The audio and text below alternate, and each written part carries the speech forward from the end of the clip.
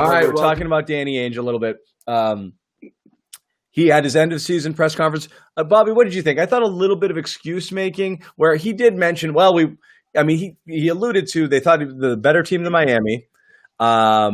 These are just a couple of takeaways, my takeaways. You tell me if you had some others, but the better team, but Miami won fair and square. Admitted both Kemba and Gordon were nowhere near right, so that played a role, and we talked about that, so we agree. And you didn't really think depth was an issue when pressed on it, because that was really where a lot of reporters were coming at it. Like, so next year you're going to build a team that doesn't have these, losers coming off the bench. Hey, John, he's got to trade the guys. All right, he's got to sell them, got to polish them up. Yeah. Right. What do you mean? We love these guys, and he's asked about all of them, and he didn't feel that. So I got two takeaways here, but I want to hear your thoughts for anybody who listened to it, read some of it, and Bobby, I know you saw the whole thing. Thought Romeo would be a different player next year. We've got guys we need. Bobby, what were your takeaways from what Ainge had to say? Yeah, and again, he also went on the radio too, said a whole bunch of other stuff. So he did his whole little press tour here. Yeah, he gave you like an inch on things, and then he pulled it back. He waffled a lot. Like, yeah, we were the better team, but we came back. So a lot of the stuff he said was true. But there were two revealing sentiments, I thought, about his view of the team, which is what's important here, is that we have lots of work to do on his end. Like, he pressed that twice, that they have stuff to do this summer, which I don't think everyone is certain about, that they'd be able to mix things up with how many guys are locked in. And they said, we learned we're not good enough. And maybe that's just GM talk, but to me, it spoke of them possibly being more active than we think. And we've all brainstormed a million different things. He talked about things he wanted to do at the trade deadline, couldn't then, that he still wants to do now. But I hate that. I hate that. There isn't a GM out there who says they didn't try hard. There is no try. You do or don't do. You want a player, you want to improve, you need a big, you overspend. You're never going to get value at the trade deadline, okay? You're a team in contention with needs, you overpay. That's how it works, okay? You're not getting bargain based. Well, you know what I think he's talking about there is they always do this too. They want to. Josue, sorry, real quick, Bobby. What were you saying, Josue? No, I was saying Danny's done this so many times too at the trade deadline. So right. He knows that he has to be either all in or you don't just flirt at the table, Yeah. Right. Yeah. So I think what he's talking about there is a buyout guy that they thought could be bought out that wasn't at that point, and that's Tristan Thompson to me. We know they wanted him. Yeah, we know that was a guy that they expected. Right? Yeah, and now he's a free agent, so maybe he's a guy who would take a mid-level exception. He's definitely leaving Cleveland because they have Andre Drummond. Marvin Williams' name came up too. Kemba Walker was pissed when he found out that he decided to go with Milwaukee. So yeah. I mean, those are the only names that really popped up, right? I mean, they weren't really weird. It's like every time one of these guys comes up, and it's like, oh, it's a buyout, and we're like, that's great, get him. And then you find out seconds later he's going somewhere else, and you're like, why doesn't anybody like? All of these are like perfect missing pieces for just what you need, like 10, 12 minutes a game. We're not even talking about like saviors. You're not looking to plug in starters at this point. But you're right. So another question here is. And anybody else, any takeaways on Ainge before I move on? I'm just going to squeeze in one last thing. I liked how you mentioned Jaylen Brown, talking about him having an increased role. I mean, what does that mean? There's only one other increasement you can think of, and that's honestly what we're talking about after the Celtics were eliminated. So either Danny watches our game, our post-game show, or it's something that's been discussed. Everybody watches post-game. No, but that's true. We agree there. I think that's almost like that could have been a nudge to Brad. Like, so we have guys who we want to be the centerpieces of the franchise. And in order to do that, everybody's got to understand that Jaylen and Jason are the guys, and then it's the hierarchy we talked about at the end of Game 6. Exactly. And really throughout a lot of the series, a lot of the postseason is establishing a hierarchy where Marcus Smart doesn't take 22 shots and Jaylen Brown has the ball in his hands a little bit more, and we're not wondering, why he just took 11 shots. You can't have that anymore, and maybe that's maybe that's what he's alluding to there, because Jaylen's going to get better. Because he's going to get better. He's still young, and you assume Tatum is as well. So really it comes down to the opportunity. Yeah. Yeah. So that was that. I agree. The other thing I wanted to ask is, and actually someone wrote this on Celtics blog, Bobby, so I'll throw it out to you first. Now, the consensus opinion seems to be let's get older, which is to say, a lot of young talent. You need a few vets. Everyone was like, a James Posey, PJ Brown type would be great in this situation, okay? But not those guys, right? But everyone loves that shit. You're right. Posey and Brown. Those are Brad bio Wanamaker's boys. not old enough for you? Wanamaker's gonna go probably, but anyway, yeah. How old is Wanamaker? Is he 40? He's 40? 30. Messed up, bro. He's got those European travel years on him though. he's got a weathered look on his Unreal, face. wasn't he? Damn was a well he's 20 not 40, man. That's He's a a hard 30. He was a 29-year-old rookie. Unreal. That's a hard 30. But anyway, He's got a lot of mileage on him. the argument is in place of guys like that, would you opt for like a Harry Giles type, like projects, like guys who have yet to. Not exactly him. He was mentioned, but I mean that kind of younger tier that maybe they didn't hit their marks. But you want another project, John?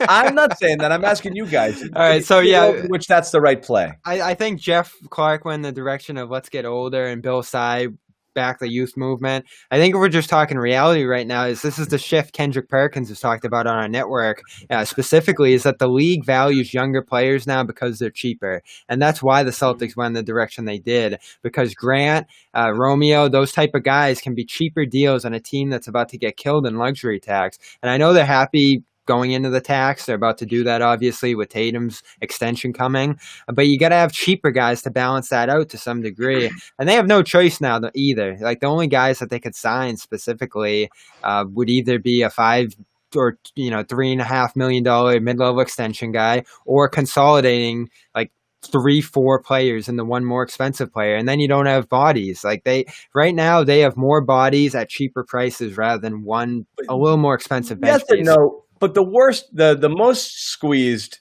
population in the NBA is the middle class, really. And the aging veteran, where there's nothing there for those guys. Yeah. You're not just shelling out 10, 12, 14, 15 million for these guys, so they're lucky to get what they can get. And obviously, second low first round picks like Grant and those guys, that's fine. But they've got 3 more of those coming in too. So you're right. I mean, the youth seems a little bit unrealistic to go, to go there. You definitely need some grown-ups, I would say. Yeah, and that's why I think the age group, maybe, I don't know, 22 to 25, something like that. I don't think they want to go completely, either end of the spectrum, right? They don't want to go one of the aging veterans that's just trying to latch on for one more title run, nor do you want to go a guy who was a year or two in the league. I think what you meant, John, was the Harry Giles thing is that sort of player, right? Someone that has a few years under their belt. Low cost, high reward type of guys. That's what I mean. These guys like that all the time. I mean, Isaiah Thomas and guys mid-season where he's come along deals that were sort of like, okay, this guy, we'll see how he works out. And all of a sudden, the guy kicks on perfectly. Yeah, Belichick does this in football. They call it like second drafting. Like guys I might have liked coming out that went somewhere. But let's see where they go in a few years, right? You never know that, like, just the system they were in, the coach, the situation may have been the reason they didn't reach their potential as much as whatever it is that's going on with them. And if you get them somewhere else, maybe you have a chance to develop them in a way that they didn't have a chance to be developed elsewhere. Yeah. I like that concept. It doesn't always work, but to me, I always like the promise. It feels like a lottery ticket, and I know we have a lot of them that they're trying to cash in, but I love those high pedigree guys that didn't quite pan out to see if you can catch lightning in a bottle there. I can see a mix of both theoretically. I don't just want to get just a bunch of old men to come in here to serve some roles, because at the end of the day, you need some. But, I mean, just a little. Yeah, I mean, they didn't need much of it this year, I think that's what they were sorely lacking, was the veteran presence in the playoffs, because they weren't, when you look at a team like the Heat, just throw the Heat out there. I mean, they had a nice mix of young players. I mean, you got Hero. Iguodala. Exactly, Iguodala, but that was cheating by Iguodala. We're not even going to talk about that because he forced his way onto the Heat by refusing to play for the Grizzlies, by the way.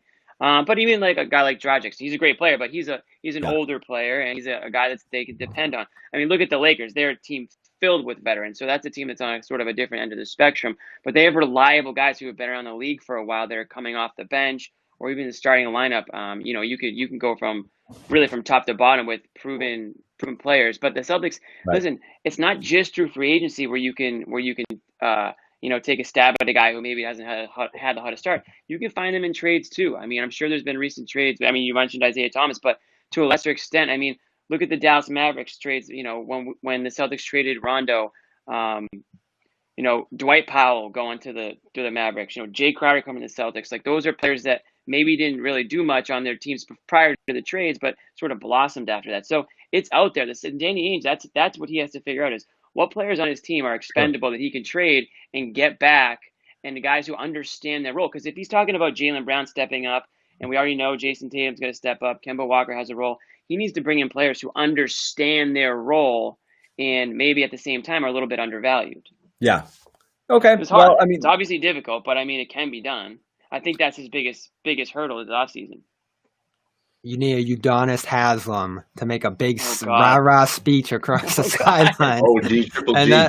that could have changed everything. Those guys, I'm not really so much worried about like the Haslams or like the PJ Browns, because those guys will most likely be, if you put yourself in a position to be 1 or 2 or 3 come trade deadline, or come after buyout season, you're going to be able to pick up a guy or two that's going to be a veteran. Yeah, exactly. That's what people don't understand. Going to be a veteran like that. Right. Yeah, sorry, not to cut you off, but yeah, that's what people don't understand, Jimmy. It's like those guys come along because they're attracted to the team that's about to win the championship, right? They know that this team has a really good chance, and they say, you know what, I want to join those guys. And believe it or not, I think the Celtics have done that to a certain extent, especially with that age group that Danny Ainge and the Celtics are certainly targeting, guys who have been in the league 3-4 years and are looking for a team that can sort of a role that they can shine in, and maybe they're clinging on to whatever's left of them sticking around in the NBA. Maybe they're in one of those situations where they're not sure they're going to get a contract. Maybe it's a free agent, or maybe it's a guy with a year or two left who is just not getting enough playing time and is looking for a trade. Yeah. And there's some free agents that hung on late. I mean, J.R. Smith is kind of a joke, but I mean, a guy like Jamal Crawford, I mean, there are some players out there that do stick it out a little bit and sort of position themselves to find the right team. The Celtics need to have the roster spots. If they have 8 more rookies or second-year players on their roster, then that's a problem. You already know that's the problem. Yeah. I mean, I think packaging picks is an obvious thing, or kick the can down the road, trade them for futures. Right. You can't have them all here, okay? But the dream is moving up, but 26 and 30 aren't doing it probably. So that was the other interesting thing Ainge talked. That was the other interesting thing Ainge talked about, was that draft approach. Like, they could either go younger, which isn't gonna excite too many people, or they could fit in a guy at a need position. Like, he left all options open there. If you can't move up, trade out into the future, and that pick is better somewhere down the road. I'd be looking to trade these picks to teams for 2024 first round draft picks. Get them way out there and see if you hit a home run there where that team completely falls apart. If you draft Bronny James, who knows? And then LeBron comes to Boston for. This is a hard draft because when you talk about John there in the future, everybody's waiting for that high school class to finally. High school kids, any draft in the future is better than this draft. This is like the worst draft. Oh, this is a tough one. This is at 14 too. This is like Ainge's nightmare. 14. It's like having a 30 and 2 second rounders right now. So, but conversely, because nobody knows who's good, you could theoretically get the player of the draft at 14. I think you could get the player of the draft at 7. I really like Vassell and Isaac Okoro there from Auburn. I think the player of the draft's going to be one of those middle guys, actually, like you said.